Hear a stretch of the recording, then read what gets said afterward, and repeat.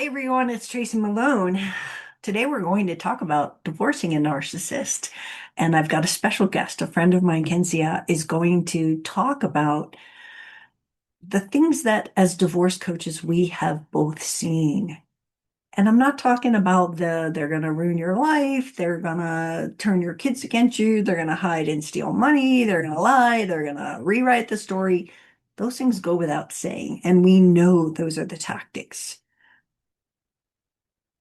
This video that we're making is based on the horrible things that we've seen, the truth about the ugly side of narcissistic divorce, the frequency that victims are subjected to abuse, stalking, tracking, just this breaking into their homes, having to move every month, having to get a new phone every single month because you're being tracked or your computer is being hacked on a weekly basis and nobody can figure it out. So you have to get a new one and then it happens again. How is this happening? Right. So let's go meet her and talk about these things because we don't want to scare people with this. My mantra in my book is you can't make this shit up. And I did a video with her for her podcast recently, and we just started. It was a great conversation, and I was like, we got to talk about this on my channel because people don't know what to expect in this degree. And by being prepared and being aware, then you can prepare. And I'm not saying prepare for these kind of crazies, but know that this is what many have done. And so let's go meet her and I'll see you on the other side. Welcome, Cynthia. I am so excited that you are here today. Thank you so much for having me. I love this topic. And we always have a good time. We are going to talk about the things, the terrible, terrible things that narcissists do during divorce. And we recorded something similar to this for your channel recently, and we were like, that was good. Let's do it It again. was gold. I've re-listened to it and I'm like, I cannot wait to Yeah, post. it's a good thing, and it's a good topic because while everyone's like they do this, they do that. No, let's talk specifics. And Mhm. you had a very bad divorce, and I had a very bad divorce, so we've got our own little pieces in here. But we also have heard the stories, the Yeah. are you kidding me? And sort of the you can't make this shit up stories every day. So I want you to start and tell me something crazy that you have heard that narcissists do or have done. Okay. So the crazy, and one of those you can't make the shit up, is it actually happened to me. I was just going through divorce and I received an anonymous email from, I do not know who it was, but the email was very specific, saying that whoever my ex started seeing, I should be very careful. And since that person is spending a lot of time around my children, I should start asking them questions. There are some things that made them uncomfortable from what they um, saw with them together. And yeah, I received again well wisher, and it was very unsettling. I didn't know what to make of it, and I have never like I felt I was living out a spy story when you receive crap. You do not know where it's coming from. You do not know if it's Mhm. legitimate. But yeah, I somehow they found my work email and I was warned. I was warned. You were warned. Wow. And that's a good thing, right? Again, someone out there was like, I got to tell this woman and protect her kids, Yeah. which you don't see But but often. but here's another thing. I do wonder as well. Now I don't trust anything. And this is not the first anonymous email I received. I actually received one a few months ago, which was again warning me or trying to explain things to me when I don't really care for an explanation. Now I'm more wondering, is it something that they're creating to stir up drama so they can create any sort of anonymous email and almost hook you into it and see how you respond? Are you going to engage? Are you going to start talking shit? Are you going to Mhm. start taking action. Like, I do not know if that was legitimate, not legitimate. I just know that I have become notorious for receiving anonymous emails from well-wishers to warn me or to explain things to me when I am not asking for any of this. So who knows? Well, what you just said, it just makes sense to me was whoever this was, if it was, say, your ex and you engaged, then that would be you slandered me, you attacked me, Yes. and it was really them pretending to be someone else, but almost trolling for more evidence to use against you and blame you for things. Mhm. There is no win-win. Like, I think the only win you can do is truly not engage. Mhm. I think it just, you receive, you file it because you have to have a really good paper trail. You have to file it. You need to know the date. Do not delete any of this, Mhm. truly, because you never know, you may need it. But not engaging, not responding is, in my opinion, the best way to handle it because you truly do not know what the intention, you do not know who the person is, what they want, what Mhm. outcome they were looking for. Yeah. Why spend your energy on this? It's truly you can make the shit up. Yeah, but again, there's a purpose to it, right? And you were just saying, your advice to everyone is don't throw anything away. And to this day, like I don't care if someone responds and says thanks, that's going in a folder. I've Yes. never just, gotten rid of, and so I pay a lot of money for stored emails for the last 20 years, right? It's all there. And I want to share a weird story that happened to me in my divorce. My second divorce was not my son's father, but he had been his father for longer than his father Hmm. had been his father. And we were clear across 2,000 miles, so his father was really not involved in his life. Husband number two's family had a lot of money, and they were very controlling with it, controlling where my son was going to go to college, like without question.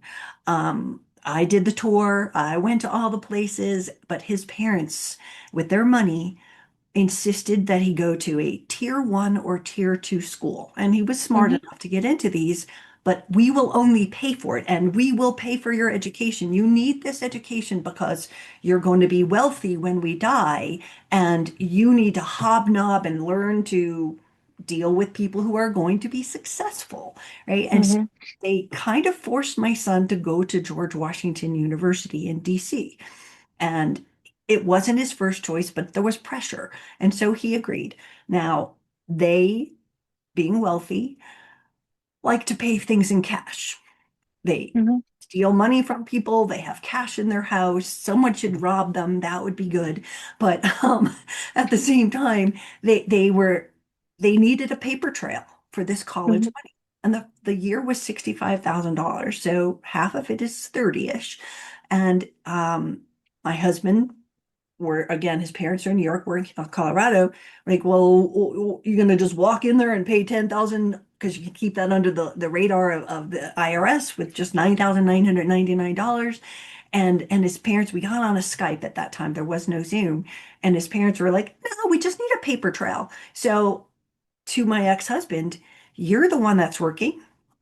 Let's do the application for the student loan for the first half of the year online together." So on Zoom or on Skype, we're filling out the form. Should it be in Tracy's name or his name? Well, he makes all the money, so let's put it in his name. That way it goes through without questions. There's nothing, they knew how to not flag it.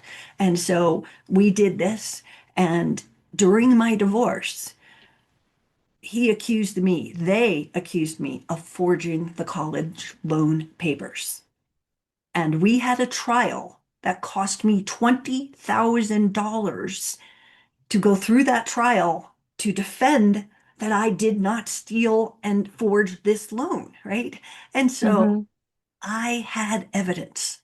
After the call, his mom had written a thank you. Guys, you did a great job. Don't worry, we'll just go in and we'll pay $9,900. We'll do it in a weekend. We'll just go and we'll drop it in, 3 different Hmm. times and it'll be done. We'll have a nice weekend in DC. Thank you so much for doing this, guys. And then we'll take care of the second half. That's the only way I won because Hmm. I would have been dumped with that loan and potentially criminally charged for forging papers had that email not been there, right? And it's mind-blowing how that could be twisted, but that's the kind of things they do. Hmm. Tell me some other things that you have heard. Oh, some other things. Well, I think you and I talked about it. Some other things, it's them rewriting stories. So, I had a friend who, you know, that women end up being arrested Hmm. by false accusations. And I had a friend, she, he was physically abusive. She was beaten to a pulp that day, covered in blood. She called police. They came over. He scratched himself. What do you think happened? She got arrested and removed from the house. The children stayed in the house with the victim while the woman who was battered, covered in blood, was taken away by police because it wasn't safe for him to have her in the house. Hmm. The rewriting history, the way they set things up is beyond my understanding, how crafty they are. And I don't understand this cruelty and desire to do this to to their intimate partner. Exactly. I've had that same kind of abuse situation with a client and friend who was choked, had a broken clavicle or whatever that thing is back there from Hmm. being choked, black and blue marks on her neck. She calls the police. He didn't scratch himself, he did something, and he was the victim. She goes to Hmm. jail with a broken bone from him being choked. They don't believe and they're so cunning and oh, I'm such a victim and you know Yeah. but there's blood all over her and blood all over your client and you're like, this doesn't make sense that the police would do this, and yet it happens so often. Hmm. Well, it's like the story with Gabby Petito. Hmm. To me, when I was watching that incident, when he was, I believe, slapping her in the car, the 911 call was placed, and he was taking into the victim protection when he's joking there, and she is fully distressed. She is breaking down. She is covered in bruises here. She's seen as a perpetrator. And I'm sitting there and I'm like, how the hell are you not seeing? And then she ends up dead. Come on. I don't understand how it's not obvious. But what I do want to point out with Gabby Petito, and that is so common for the toxic dynamic for abusive relationships. She was taking responsibility for the abuse. She's like, no, no, no, no. I said something, or I started. I hit him first. Like they take responsibility for something they actually did not do. Just because you said something, let's say you called him an asshole, is it a reason for him to start slapping you? No. Hmm. But victims tend to take responsibility upon themselves first because they know that if they don't, what happens behind closed doors later, they're going to pay for it. Hmm. So they try to make sure they dilute the conflict immediately from the get-go. But that episode, I just remember that since it was so publicized, because stories we're talking about, they truly sound so far-fetched. But that one people saw and they're like, oh my gosh, how was it not recognized? and in all of the different situations, like the stalking, I have had people have to move every single month for 2 years. And Mhm, that's eating up your entire life. And because the police are not protecting. Oh, there's not enough evidence to give a police restraining order, even though they're standing outside your house and you've got video of it and you're scared and you're calling 911, but yeah, it's not really enough. And so move. Thousands of phones on these people who are being hacked. And they were just, oh, I got to get another phone. Oh, they hacked that one. Oh, they hacked that computer. It is endless. And it's mhm, like the police just don't care about this domestic violence stuff because, well, I don't know. So he hacked in your phone. Can you prove it? I mean, can you really mhm. prove it? Not, we're sorry, let's figure this out. It's attack the survivor and, the true victim of this crime Mhm. instead of the perpetrator who is pretending to be the victim. It's heart-wrenching. The burden of proof always falls on the survivor. And I actually had this conversation with a former police officer, and I'm like, it seems so not fair. The survivor has to provide thousands of pieces of evidence to show that they are harassed, they're stalked, they're abused, while Mhm. the perpetrator says, well, I didn't do it. And everybody's like, well, you see, they said they didn't do it, so it's fine. It's fine. And what he told me was our criminal system, our law is so afraid to put an innocent person behind bars that they would rather let go of 98 guilty ones than put one innocent behind bars. That's why proving something that you are being abused, you are being hurt is so damn difficult Mhm. versus perpetrators saying, I have no idea what they're talking about. You I really, hope it's changing because essentially the scariest part of high conflict divorce, a lot of victims get hurt mhm, a lot, if not ending up dead. And that's the scariest part. Like the trajectory is moving there. It's victims figuring out how to protect themselves, like you said, moving every month. How many times I have heard trackers are put on the cars, or they're using kids' phones as a way to track you mhm, yeah. when they're with you. You Mhm, need to understand the dynamic of stalking. When somebody is obsessed with you, they will find ways to know exactly where you are, regardless if they are not following you on Instagram.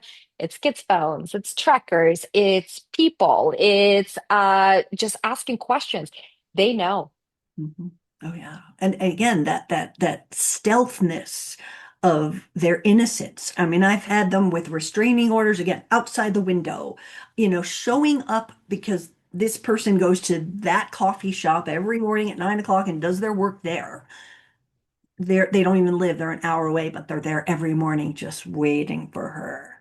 And it's like, isn't this stalking? Not supposed to come near me. Well, he's allowed to go to any coffee shop he wants, and you came in second. Or, it's like, what? They don't see it as that. Or they run every day, and there they are on the running trail. Like these are the Hmm. kind of things that the police just don't seem to care. Well, he's allowed to be there. And I'm using the he and the she in this because this is mostly what I hear is the Hmm. women are more. I have plenty of men clients who have different kind of arrays of crazy, but the stalking and this, hacking into computers. How many of your clients have to get like a new computer every month? Oh, they have to change passwords for sure. And Yeah. the phones. And you sometimes have two phones. How Yeah. many times I have heard too, like, why don't kids have two phones? One for your house, the one so they can turn off the other phone from the other house. So there is no access to you. Hmm. It's like again, it sounds like we're talking about some spy stories. No, it's an everyday life. And you just brought an incredible point. When it comes to women, so why we use he and she? When it comes to women, women generally are afraid for their safety. They're afraid to get hurt and or get killed. Hmm. When we're talking about men, it's a different sort of harassment. It's women do not tend to kill. Majority of violence is committed by men. I mean, listen, there are women out there, I get it, but generally speaking. So that's a difference. Women are afraid for their safety, while men afraid for Losing their the money. losing money. Exactly. Yeah, That's all it is. Um, and when you look from those two perspectives, who's got more to lose? I'm not downplaying men's experiences, right. but when you put it in perspective of what women deal with, how we're trying to put boundaries, we move, we figure out how what can we do so they do not stalk us? What can we do so do not know what we're doing, who we're dating? We have to keep our life in secret Hmm. to Yeah, stay safe. yeah. And Because let's talk about dating. When women start dating, what if you dare having a child with another man? Your ex will lose their fucking shit over it because you're their property. They see you as the property, and out of the blue, their property is owned by somebody else. In their mind, you got you got branded with someone else. Yeah. I mean, it's very macho, my turf, my land, don't touch it. But again, I don't want you near me and I'm going to ruin your life. That's not someone that is really, it's all about control. We know it's all It about is. control. And, when it comes to the money in divorce, my ex quit his very, very good job and went, I'm too distraught destroying you. I can't do it. And quit his job in hopes that he wouldn't have to pay anything to me, right? Hmm. Thousands of people are just going, well, that's an answer. Then if I don't have a job, and it doesn't work that way, but at the same time, it's a stupid trick that they often Yeah. pull. And it's like, oh, I'm so again, it makes them into the victim. I'm so distraught from this divorce and my Hmm. breaking up of my family. But no, it's I don't want you to get money. And the judges don't see that as a tactic and a strategy. They Hmm. go, oh, poor guy. This woman's making him crazy. And again, I'm sorry I'm using the male female, but it's what they do. And Yes. percentage wise, I can go and say there's a lot of women who are cuckoo crazy and do horrible things to the husbands. But at the same Yes. time, the level and the frequency in the women's stories is what is so disturbing. And if we think about I was thinking about this morning at the breakfast table, that in the very beginning, there's this thing of unmet needs. And I had Hmm. just gotten a divorce. I had a 6-year-old child. I was working very successfully. And my unmet need was I wanted someone who would take care of and be with my son. His father never went to baseball games. His father didn't care, didn't do stuff with him. I wanted someone that was going to step in and be someone that my son could look up to. So I would say it was like 6 months into our relationship. I tried to think this morning, were we actually married? I don't know if we were, but my second husband gave my son a Halloween party for 10 boys, $8,000. What a And nice husband. I was like, oh my God, he loves my son. Oh, I was like, look, he's got fog machines outside the house and all through our house, and all his friends are here being spooky monsters for the boys. And oh wow, that's exactly what I wanted, right? As soon as I was hooked, he was a jerk.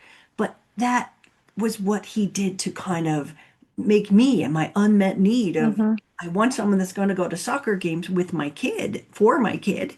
And I got someone that pretended to be who I was looking for and then twisted everything from that point and was never that guy again. Hmm.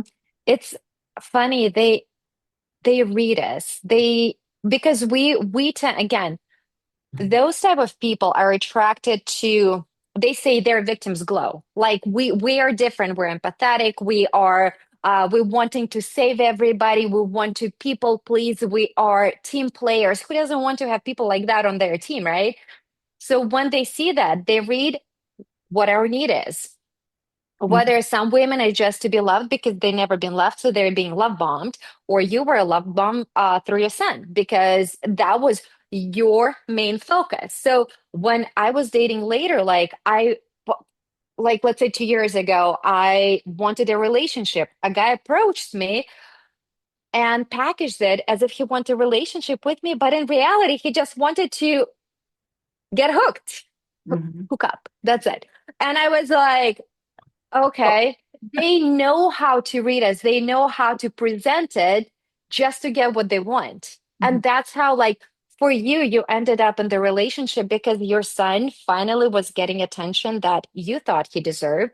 I was interested in that person because I thought, oh my gosh, finally somebody understands what I need.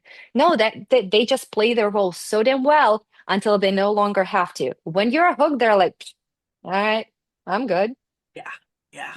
I mean, It's cruel. it's It's cruel. horrible. And again, just the conning of getting people out of their homes and don't worry, I'll take care of you. Biggest line a narcissist says during divorce.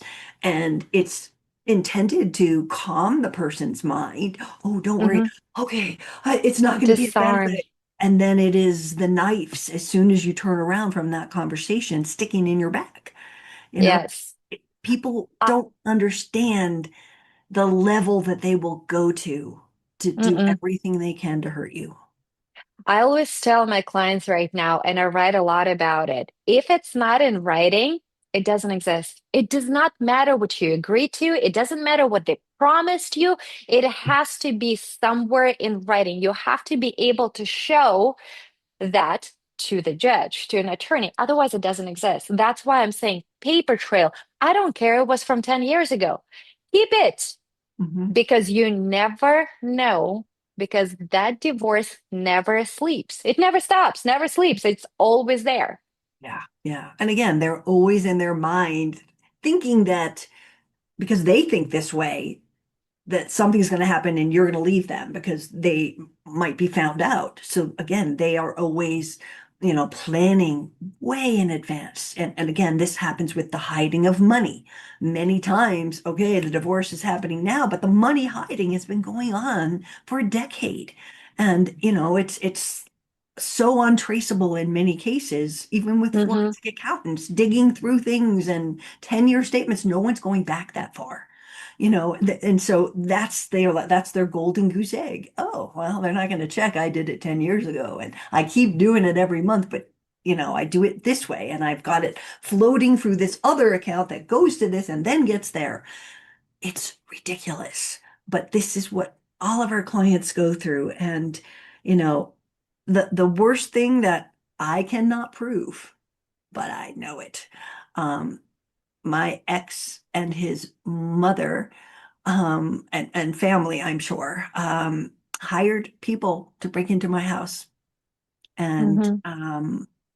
there's still footprints embedded in my front door where they were trying to kick it down just to put fear in me, just to make me feel unsafe.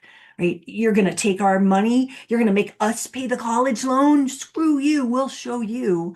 And they're not against doing anything. I don't know what would have happened if my door wasn't metal and they got in. I don't Hmm. know. But I do know that I couldn't open my windows for 3 years. I lived in fear, right? That's the win. They don't have to Hmm. get in the house. Don't feel Yeah. safe. Don't feel safe was what the messaging was. And I knew exactly and had intel to let me know what was going on Hmm. there. Nothing could happen. Well, it wasn't him on the windowsill. Someone else was there. So, just, I don't know what you're talking about. But it's still, these are the kind of things they do. Go ahead. Hmm. Well, I think I mentioned it when we were recording for my podcast, is one of the women, one of my friends actually, a couple years after divorce, she comes home and there was a message left for her in the house. It was written on a sliding glass door and it simply said, "You are dead." But the thing is, the twist to this whole story, it was written on the inside of the house, not on the outside. So She told me, she was looking at it. She couldn't understand. Like she told me like it was surreal because I mean, again, spy story, right? Who the hell receives anonymous emails, the death threats? What the hell are we talking about? We're talking about realities of high conflict divorce. So was the threat credible?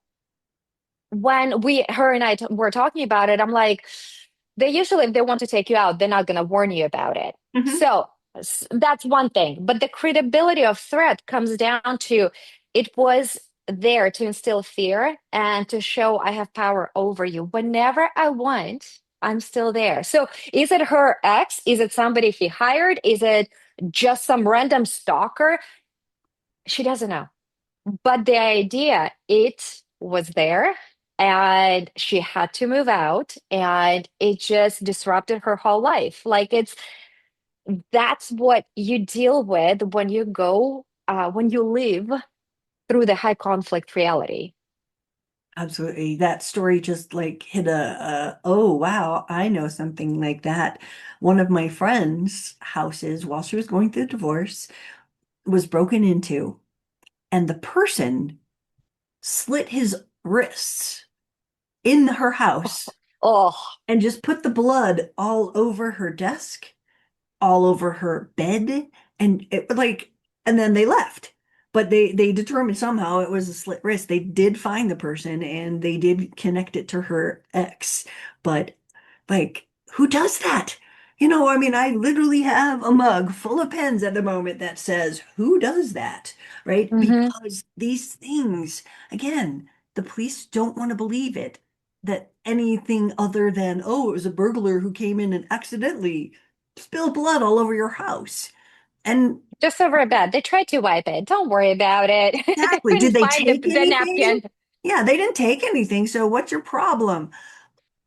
Intimidation, fear, threats. These are how narcissists work. And I am so grateful for this conversation because Hmm. we always said, oh, they're going to financially ruin you, and we're going to do this, and they're going to do that, and they're No. going to do this to kids. We talk about those things all the time.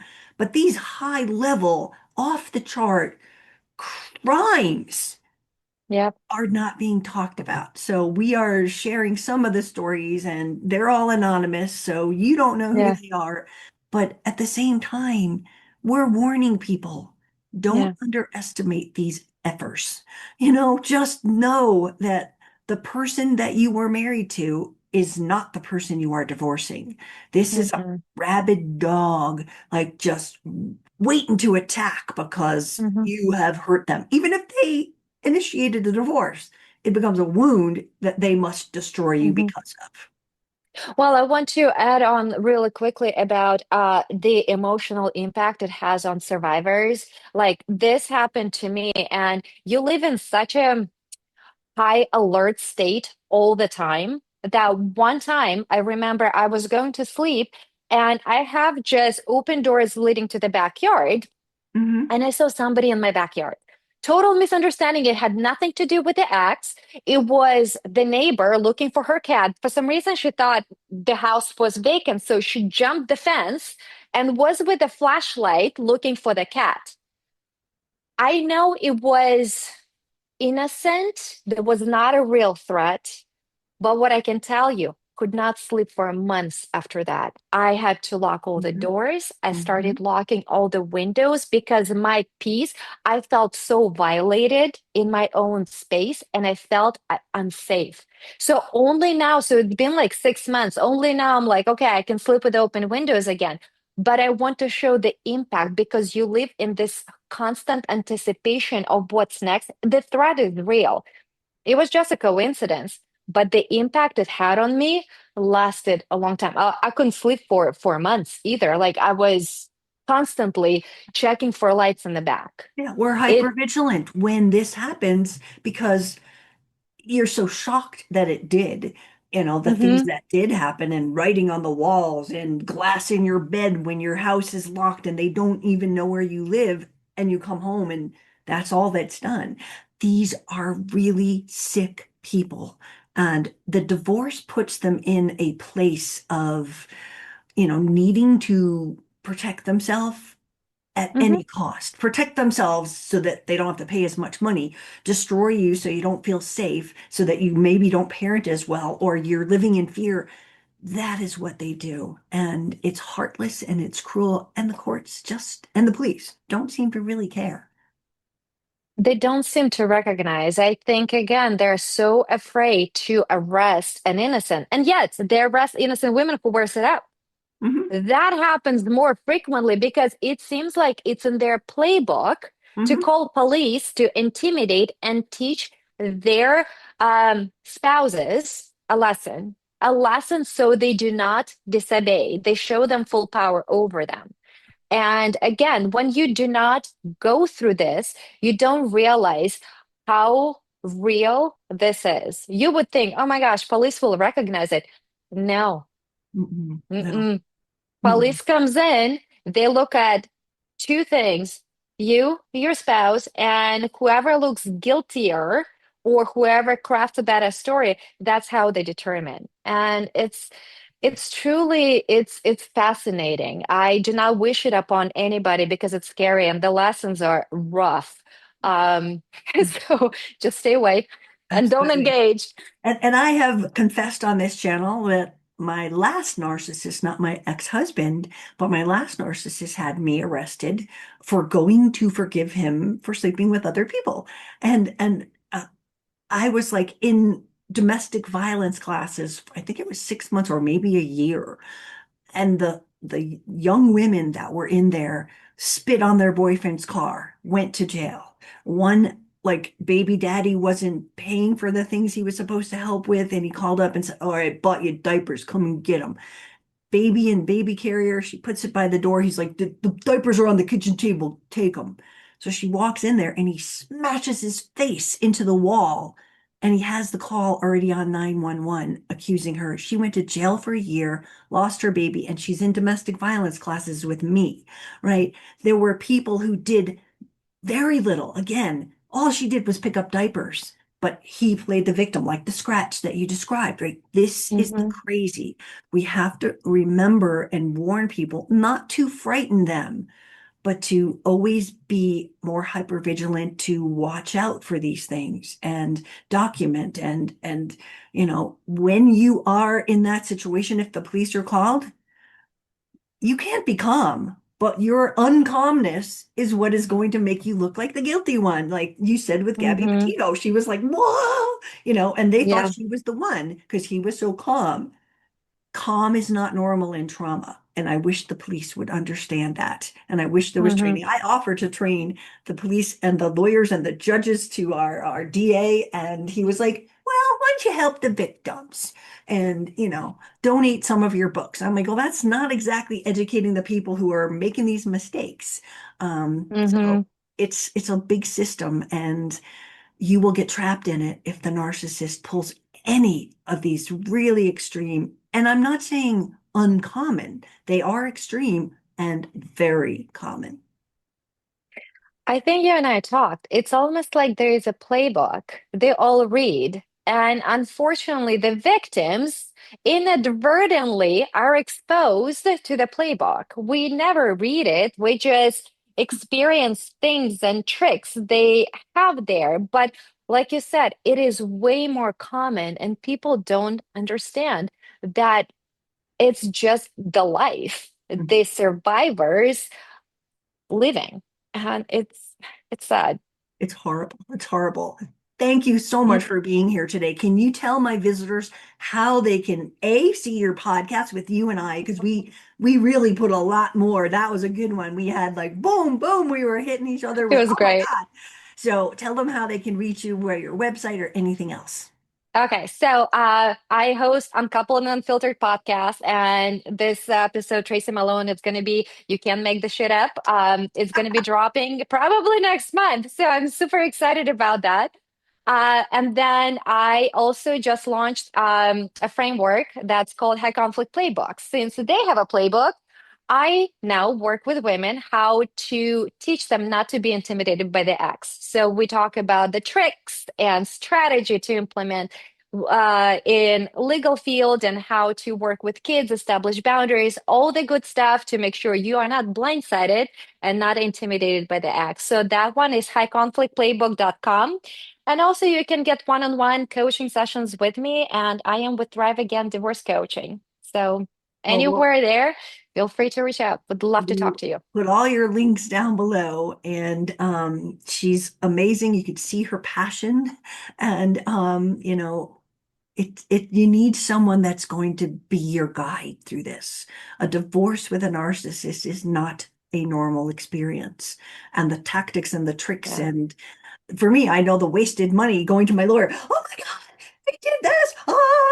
And there was my $100,000 bill instead of me going to a coach and going, what do I do about this? Oh, that doesn't matter. Or here's how we handle it. Or here's how we report it. Hmm. That's why I do what I do. Because the mistakes I made during my divorce, not knowing what narcissism was and being hit with the worst divorce in our town's history, right? That's what the judge called it.